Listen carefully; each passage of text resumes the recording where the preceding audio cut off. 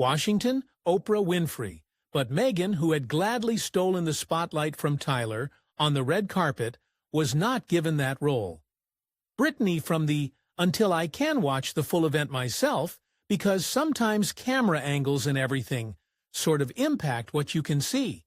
But I found it really interesting to watch sort of her interaction with Tyler Perry on the red carpet, because she thought the crown was the hardest thing to lose. But what Meghan Markle didn't see coming was Hollywood turning its back, and the man who lit the match. Tyler Perry, with a smile, a microphone, and a truth bomb that left her empire in ruins. Because the negative attention follows her so often that it impacts other people and people who are in the entertainment industry. They don't want that negative. The 25th BET Awards was supposed to be just that, a celebration, a joyful star-studded night steeped in rhythm, resilience, and the unapologetic glory of black excellence. Cameras glided across rows of A-listers draped in diamonds and designer gowns. Speeches flowed champagne sparkle, and the crowd erupted after every soul-stirring performance. It was all going according to script until Tyler Perry took the stage. Washington, Oprah Winfrey, but Meghan, who had gladly stolen the spotlight from Tyler on the red carpet, was not. Given that you could feel it the moment he stepped into the spotlight, the room shifted, the energy pulsed, not with excitement, but with tension, like the split second before a storm breaks. No one was expecting drama from him. Not from Tyler Perry, the man who built an empire from nothing, who wore kindness like a suit and preached loyalty like gospel. He wasn't the type to stir the pot, but on this night he lit the match and walked away from the flame. Pushes until I can watch the full event myself, because sometimes camera angles and everything sort of impact what you can see. But I found it really interesting to watch sort of her interaction to understand the weight of Tyler Perry's words on that night. You have to go back to 2020, when the royal fairy tale officially shattered, and reality hit the Duke and Duchess of Sussex, like a tidal wave, and with Tyler Perry on the red carpet, because he seemed, I wouldn't say super engaged with her, super excited to interact with her once they had taken their picture. Meghan and Harry had just dropped their royal duties like hot coals. Triggering a seismic rupture within the British monarchy, the world watched in awe and skepticism, as the couple fled the palace walls for what they claimed was freedom. But freedom, it turns out, doesn't come with built-in security. They had no official protection, no permanent residence, and no roadmap. What they did have, however, was a Hollywood guardian angel. Tyler Perry. Perry didn't just offer help, he rescued them. One of the long-running themes of this show has been the chopping and changing by the Sussex of priorities, projects, and personnel. And just when we thought things may have settled a bit, there's news this week that the Sussex is parting way with another 6 staff. Now, why they need 6 staff in the first place is a mystery to me, but to remove 6 all at once, well, that doesn't really bode well. Joining me now as writer and broadcaster, Esther, while the British tabloids foamed at the mouth, and the Sussex were the first to be able to get to the top of the Sussex, and the Sussex were the first to be able to get to the top of the Sussex, and the Sussex were the first to be able to get to the top of the Sussex, and the Sussex were the first to be able to get to the top of the Sussex, and the Sussex were the first to be able to get to the top of the Sussex, and the Sussex were the first to be able to get to the top of the Sussex, and the Sussex were the first to be able to get to the top of the Sussex, and the Sussex were the first to be able to get to the top of the Sussex, and the Sussex were the first to be able to get to the top of the Sussex, and the Sussex were the first to be able to get to the top of the Sussex, and the Sussex were the first to be able to get to the top of the Sussex, and the Sussex were the first to be able to get to the top of the Sussex, and the Sussex were the first to be able to get to the top of the Sussex, and the Sussex were the first to be able to get to the top of the Sussex, and the Sussex were the first to be able to get to the top of the Sussex, and the Sussex were the first to be able to get to the top of the Sussex, and the Sussex were the first to be able to get to the top of the Sussex, and the Sussex were the first to be able to get to the top of the Sussex, and the Sussex were the first to be able to get to the top of the Sussex, and the Sussex were the first to be able to get to the top of the Sussex, and the Sussex were the first to be able to get to the top of the Sussex, and the Sussex were the first to be able to get to the top of the Sussex, and the Sussex were the first to be able to get to the top of the Sussex, and the Sussex were the first to be able to get to the top of the Sussex, and the Sussex were the first to be able to get to the top of the Sussex, and the Sussex were the first to be able to get to the top of the Sussex, and the Sussex were the first to be able to get to the top of the Sussex, and the Sussex were the first to be able to get to the top of the Sussex. But they ghosted him emotionally. He offered them support, but they distanced themselves when the headlines cooled. What he thought was friendship became a function, and slowly the man who had once been their savior became their scapegoat. You're attached to that. Once you're with them, that negative attention the two of them have tends to follow you. And it seemed to me as well that Tyler Perry did not understand that sources close to Perry reportedly claim he felt used, that his name was thrown around when it was convenient, but forgotten when it wasn't, that the very people he'd protected during their darkest hour had turned cold the moment the spotlight shifted back in their favor. And Perry, a man known for uplifting others, was left questioning whether he'd been a stepping stone in Meghan and Harry's master plan to rebrand. The heartbreak wasn't financial, it was personal. It's actually a very respectable publication, sort of like the New York Times. He seemed to think that it was more akin to something like the Daily Mail, which it obviously is not, but I don't think he is. For a man who has built his empire on empathy and second chances, being cut off without explanation wasn't just painful, it was insulting Meghan and Harry, it seems, never. Looked back after Montecito became their new castle. Perry had given them a bridge, and they burned it behind them without a word.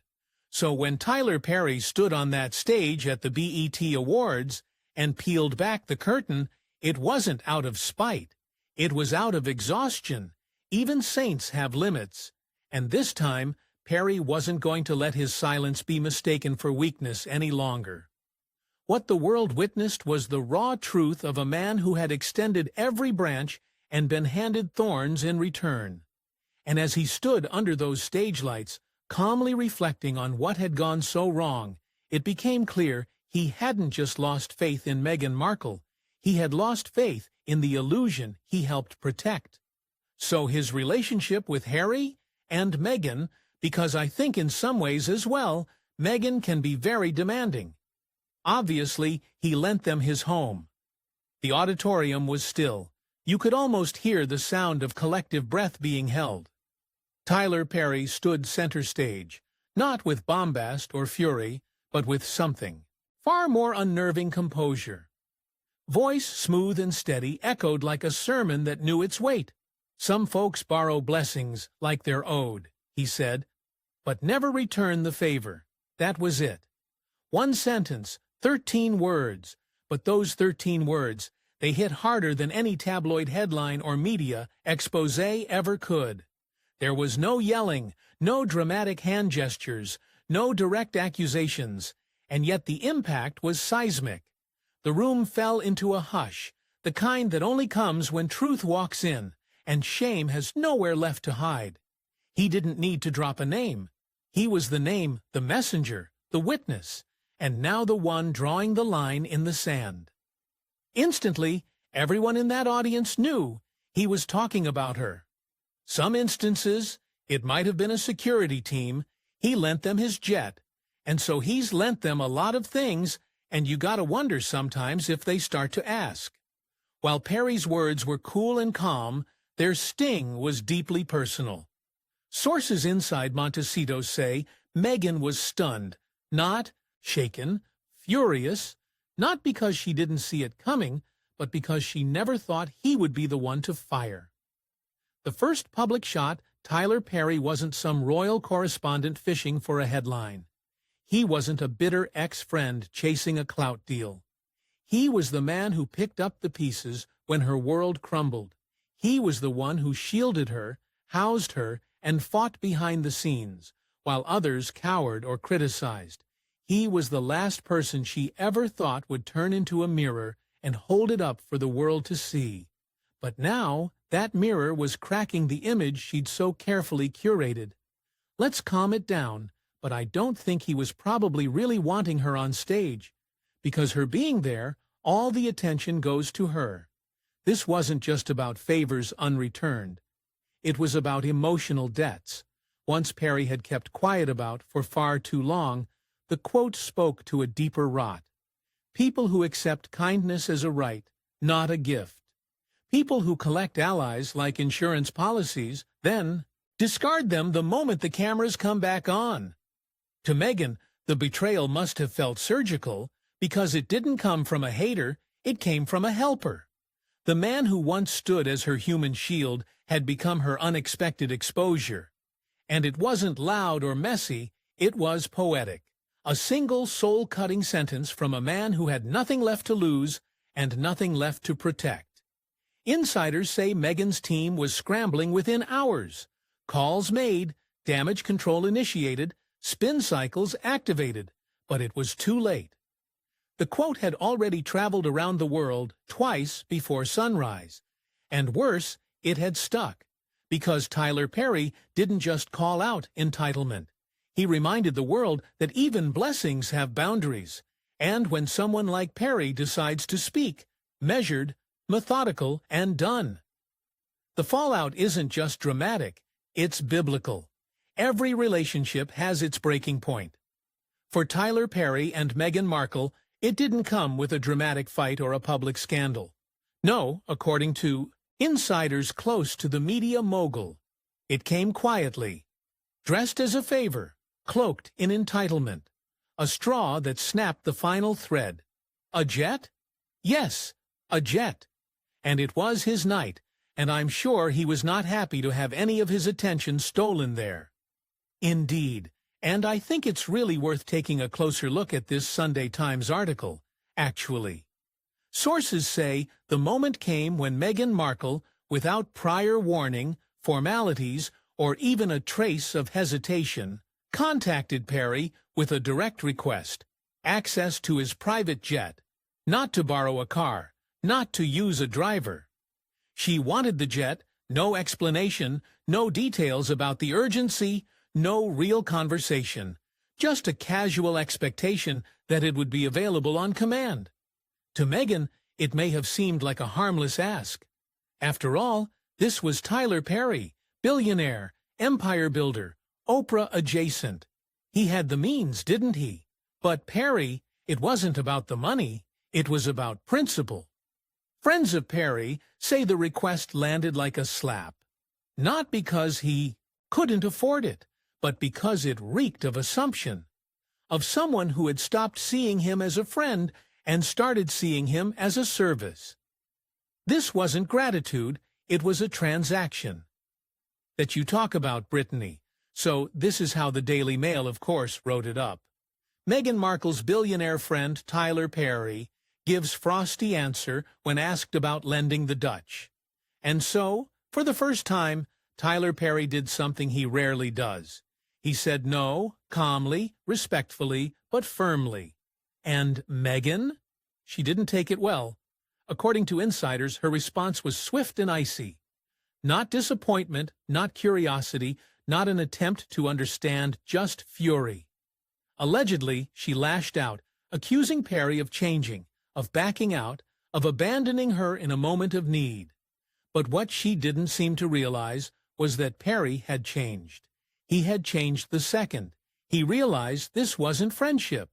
This was a pattern that had played out more than once. Ask, receive, disappear, repeat. Meghan wasn't nurturing relationships. She was withdrawing favors like ATM cash from a dwindling account. No thank you notes, no calls, just to check in. No reciprocity, just need, just demand, just expectation. But actually, when you read what he said, it was incredibly awkward. This wasn't the woman he opened his gates for in 2020. The woman he once protected from a world she said was tearing her apart. No, this was someone else entirely. Someone who had mistaken kindness for currency and generosity for obligation. The jet became the catalyst, the unspoken line in the sand. Not because of its wings or wheels, but because of what it represented. It was no longer about helping Meghan and Harry transition from royalty to normalcy. It was about stopping the cycle of being used. And for a man like Perry, who built his empire brick by brick, value by value, being reduced to just another asset was a deal-breaker. From that moment on, the relationship began to crumble quietly, irreversibly, not with fireworks, but with silence. Because when the man who once gave you everything starts pulling back, he's not being petty, he's finally protecting himself. Helped prepare the Duke and Duchess for their move to America. Perry shot back at the interviewer, "I didn't." The Times noted that any conversational intimacy evaporated as Perry Hollywood woke up to a different world the morning after the BET Awards. The glitz had faded, the red carpets had been rolled up, but Tyler Perry's words, they lingered.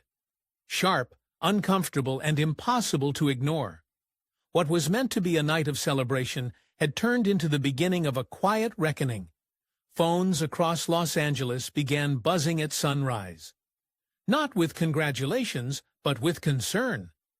Executives, agents, and producers were all asking the same question behind closed doors. What the hell happened between Perry and Markle? Because when a man like Tyler speaks, and speaks like that, it isn't just personal, it's professional. Within hours, the ripple effect had begun. So there was nothing to prepare them for, but what I will say is this. What I learned about mentioning them, because there's this insatiable appetite to know all about them, is that any question that has asked becomes the headline of anything I say. When asked why the appetite for news about the couple is so insatiable, Perry said he doesn't pay. The veteran producer, previously attached to Meghan and Harry's upcoming Netflix project, reportedly withdrew from negotiations. No press release, no explanation, just a polite email stating scheduling conflicts and a sudden lack of availability. But the real reason? One insider put it bluntly, Tyler knows everybody. If he's stepping away, I'm not stepping in. Another financier, quietly backing a media venture connected to Meghan's Archwell brand. Backed out altogether, he didn't mince words. I don't want to be involved in something that feels this toxic, he allegedly told his team. The issue wasn't creative control, it wasn't rated, it wasn't even content, it was reputation. In Hollywood, image is everything. Behind the scenes, it's not just about talent, it's about trust. Relationships are currency, loyalty is gold, and once a whisper of dysfunction enters the room, deals start dying before they ever leave the boardroom. Tyler Perry's calm, composed mic drop wasn't just a personal disavowal, it was a signal flare to the industry. Something behind the Markle machine is broken. And if Perry, the king of discretion, was willing to go public, then whatever was happening had reached code red. Suddenly, Archwell's brand meetings got quieter. Emails went unanswered. Teams who once scrambled to work with Meghan were now re-evaluating priorities. People weren't saying no to the work, they were saying no to the drama. Because in Hollywood, you can survive bad ratings, you can even survive a scandal. But what if you can't survive? Being labeled difficult, or worse, toxic. Hey, you tell me, he fired back, in the tense clash. When the interviewer reminded him the headlines are just as plentiful across the pond, and Perry fired off another ASIC tongue reply, you think? And Meghan, once viewed as the brave Duchess who dared to escape the royal machine, was now being recast, off-screen, As the root of another behind the scenes, PR teams were in overdrive. Meghan's camp tried to spin the narrative, subtly suggesting Perry was misunderstood or misquoted. But the damage was already done. Because Tyler Perry hadn't made a scene, he'd made a statement, one so loaded with meaning that it didn't need follow-up interviews or clarifications. It was intentional, surgical, devastating. And the whispers? They weren't whispers anymore. They were conversations, producers, brand partners, magazine editors. Everyone who had once been dazzled by the royal glow was suddenly remembering every missed call, every rumor, every cold interaction. Perry's words had cracked the dam, and now the doubts were pouring in. Tyler hadn't just reshaped Meghan's public image, he'd rewritten her Hollywood narrative from misunderstood heroine to manipulative opportunist, from survivor to social climber. And in an industry that never forgets and rarely forgives, that kind of shift isn't just damaging, it's career-threatening. If the walls of Archewell could talk, they'd be screaming. In the hours and days following Tyler Perry's pointed speech, the mood inside Meghan Markle's media empire shifted from confidence to chaos. Gone was the polished Pinterest-perfect calm. In its place, panic. This is a big 180, and this is the awful thing about Hollywood stars. Let's just be honest about it, because he had absolutely no problem talking about Harry and Meghan in 2022 when he appeared in the Netflix documentary. The Duchess had spent years constructing a carefully curated image. The misunderstood outsider, the feminist trailblazer, the mother, the humanitarian, the victim, turned victor. But Perry's calm, calculated betrayal sliced through all of it like a hot knife through a PR puff piece. Now, the machine that once moved with quiet grace was clunking and crashing in real time. Her team's immediate move? Overcorrect. Suddenly, media outlets that hadn't heard from Archewell in months were flooded with pitches, requests for interviews, promises of exclusive behind-the-scenes access, leaked photos of Meghan in soft sweaters, sipping tea, playing with the kids. A podcast episode was even pitched, one where Meghan would speak her truth about the real dynamics between fame, friendship, and power. But there was a problem. No one was buying it anymore. About Harry and Meghan, everyone knew what Harry and Meghan were like, so there has been a change. There has been, let's just be honest about it, a cooling of the relationship. And this is something that often happens.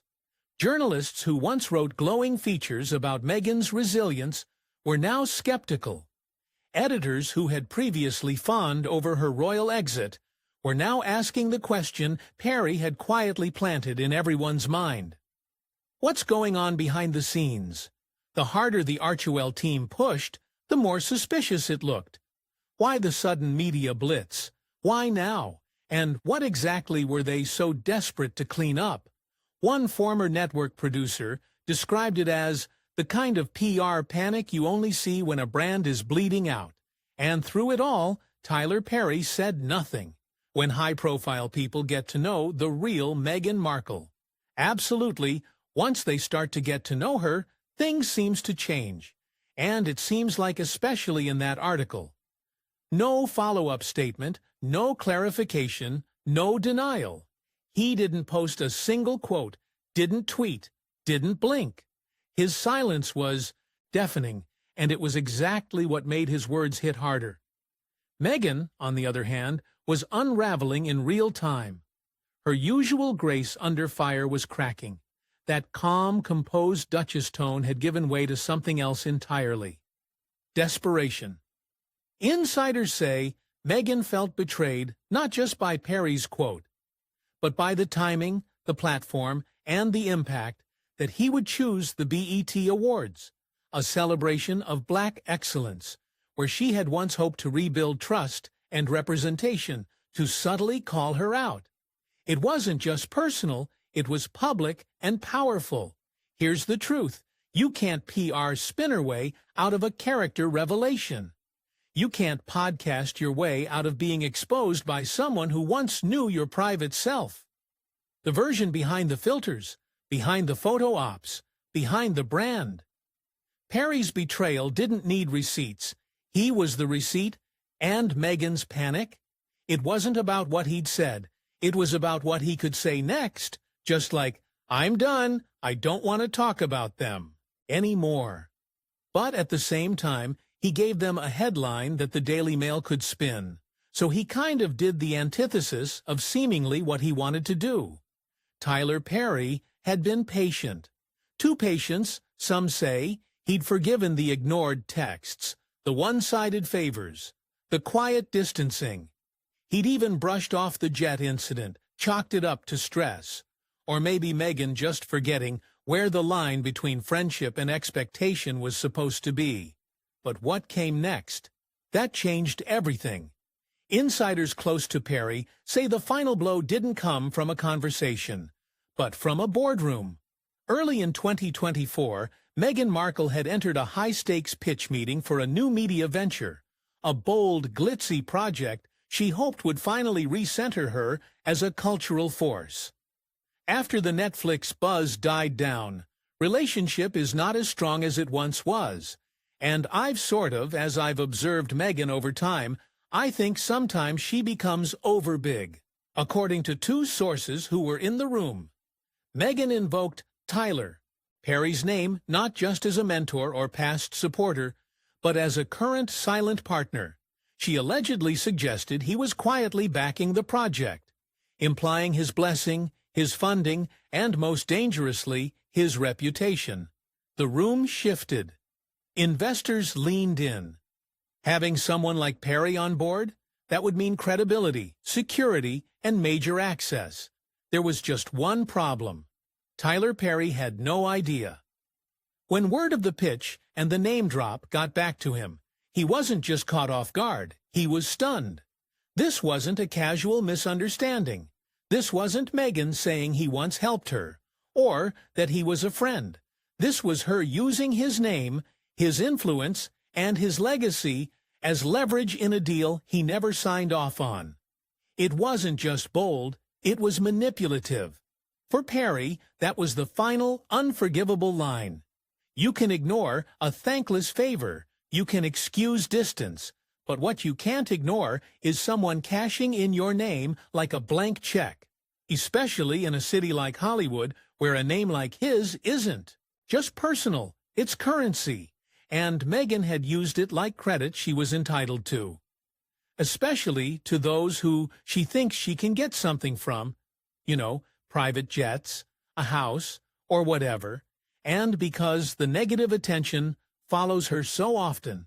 So when Perry stepped on that BT stage, what the world saw was a composed, elegant mogul delivering a poetic line about borrowed blessings.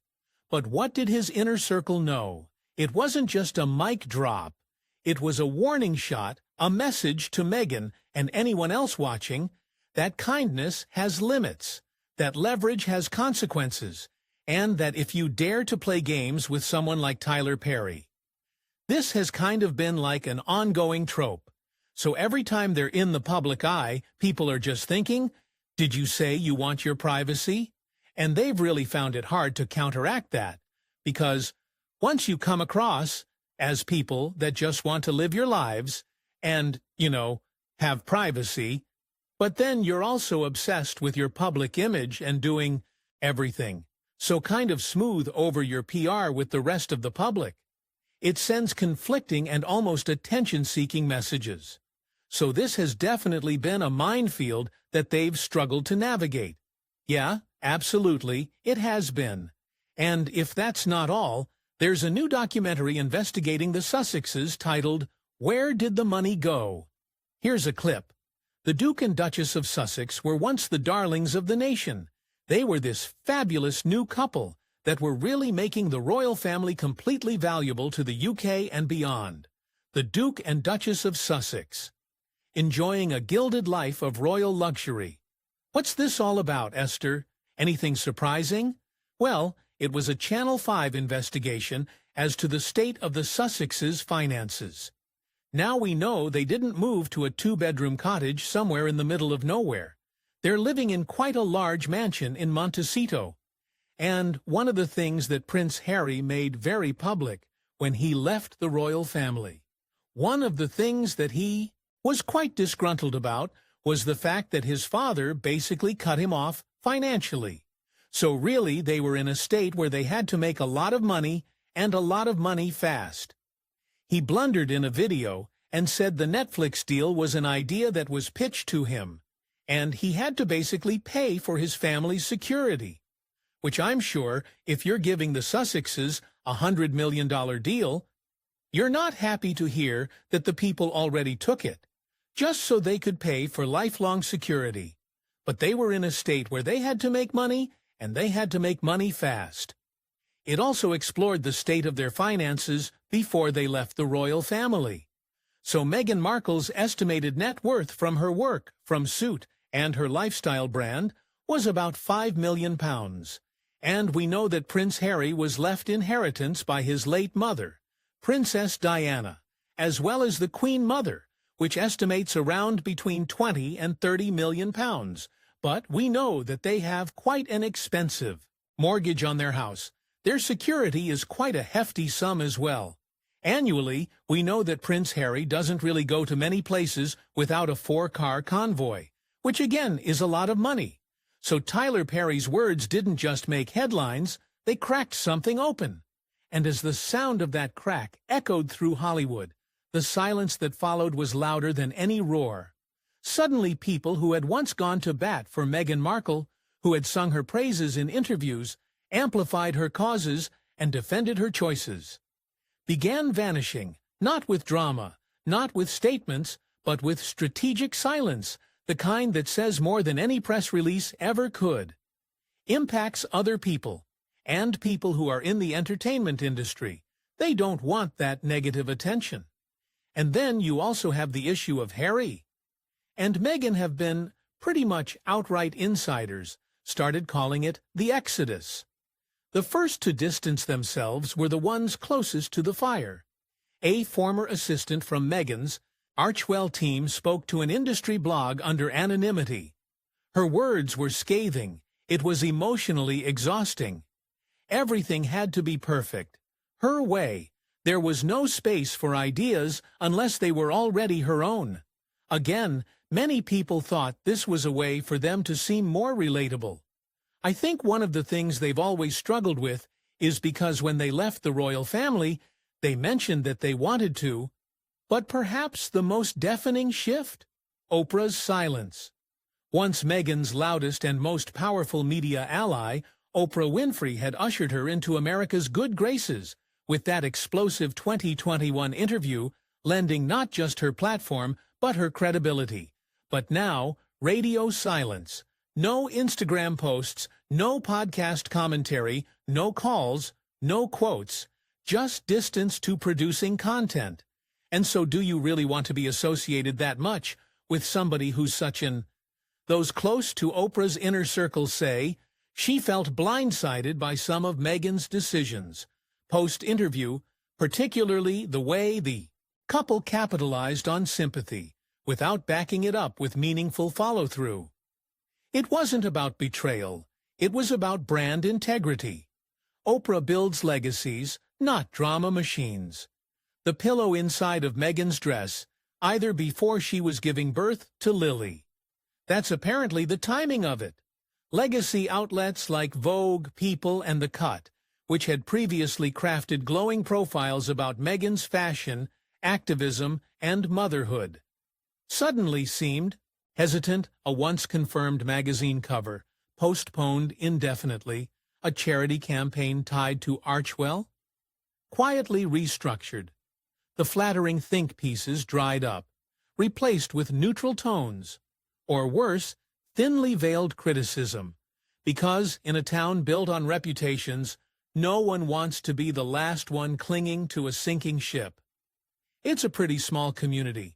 They all talk, they know how bad things are. And it seems like Netflix, they have an even promoted poll. For Meghan Markle, the Tyler Perry debacle didn't just bruise her public image. It ripped apart the very persona she had spent years crafting. This wasn't a tabloid hit job or a royal family smear campaign. This was something deeper, more dangerous. This was the unraveling of the brand she believed made her untouchable. For years, Meghan wore multiple public faces: the empowered feminist breaking glass ceilings, the silenced woman who dared to speak against the monarchy. The trailblazer redefines modern royalty. The media mogul with a vision for meaningful content, working with, I believe, a pillow inside of Meghan's dress. But when Tyler Perry, a man known for his discretion and loyalty, peeled back the curtain, all those roles started to look like costumes, strategically worn and conveniently discarded. The public, once enraptured by her courage and resilience, began asking uncomfortable questions. And this time, Meghan didn't have a palace to blame. Harry and Meghan, once you had that tie, people just go back to that again and again and again. So Tyler seems to be somewhat in some way sort of distancing himself from them. When news broke of Perry's speech going viral, Meghan reportedly fired off a string of angry messages to him, accusing him of betrayal, humiliation, and sabotaging her legacy. She demanded a retraction. She insisted on a private call. She begged for damage control. But Tyler Perry didn't respond. Not to the messages, not to the follow-ups, not to the calls. To those watching from the sidelines, it was confirmation that Perry's speech wasn't a mistake. It was a choice, and his refusal to engage with Meghan's outrage sent a chilling message. He was no longer afraid to speak the truth, that he was remembered for so many years. So they've kind of had to go in this blind. Meghan is what hasn't ever been used. The most devastating part for Meghan wasn't the speech itself. It was what it symbolized. For the first time, someone from her side of the story stepped forward and contradicted the script. Her image of empowerment now looked like entitlement. Her cries of victimhood now rang as manipulation. Her claims of loyalty and female solidarity now felt transactional. Sitting at the table next to him, because if you look at the name tags on the fans, his name is on it, hers. Worse still, her reputation, which had been her most valuable currency in the post-royal world, was now depreciating by the hour. And as more former allies began to distance themselves, the real fear set in. What if the image she had built wasn't just damaged? What if it was never real to begin with? That's the identity crisis no PR agency can fix. Not when the mask doesn't just slip, but breaks. For years, Meghan Markle had moved through Hollywood with a kind of untouchable mystique. The wronged Duchess, the outspoken advocate, the woman who broke royal chains and rewrote the rules. But as Tyler Perry's words reverberated, that shine began to dull, and, in the shadows, a different picture emerged, one that insiders had been sitting on for far too long. Suddenly, the whispers turned to open wounds. Perry's speech didn't just cause backlash, it activated a truth serum.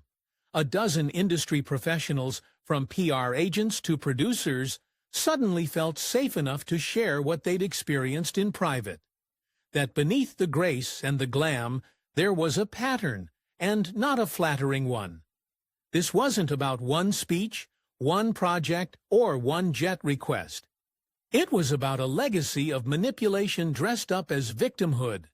Within a week of Tyler Perry's BET Awards speech, polling firms that once reported glowing support for the Sussexes saw a drastic shift. In the United States, Meghan and Harry's carefully chosen safe haven, approval ratings plummeted by more than 30%.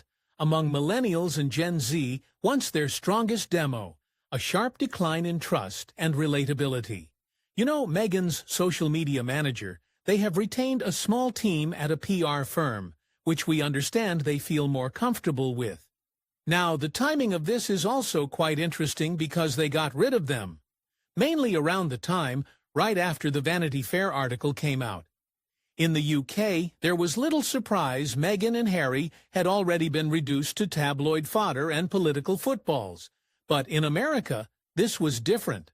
This was personal. Sponsors noticed and reacted fast. They had indications that it was actually leaked from inside of their communication staff, which I'm sure Meghan and Harry wouldn't be very happy about. But look, one thing they have struggled with since leaving the royal family is communication. Is their PR with the public? One major skincare brand that had been in talks with Archewell's media division abruptly froze all negotiations.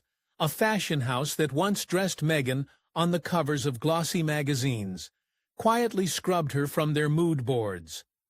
PR insiders say at least 3 mid-tier production companies, once eager to co-produce scripted content with the Sussexes, have now backburnered indefinitely. Translation, they're ghosting them. They haven't happened to maintain or even generate a more positive view of themselves like Queen Camilla did after King Charles back then, the Prince of Wales. The word around town wasn't a lawsuit or scandal. It was something far worse. Liability inside Archewell. The panic was visceral. What had once been pitched as a mission-driven empire, part foundation, part media juggernaut, was now a sinking ship. Projects were paused. Budgets were frozen. Planned hires were canceled without notice. I'm paying to try and ameliorate her image in the public sphere. The Sussexes haven't managed to do that, which is why you've seen kind of a haphazard strategy. Unfortunately, Prince Harry didn't really inherit any of the royal family. PR experts that really massaged his image with the public and made him Netflix, their most high-profile backer, is reportedly reevaluating the tone and direction of future collaborations. Because in the business of entertainment, perception is profit. And right now, Meghan's brand wasn't glowing. It was radioactive. The real damage wasn't Perry's words. It was what they validated. A truth too many had been too afraid to say aloud. The palace iced her out. Hollywood just did the same. And this time, there's no crown, no comeback, just karma and heels.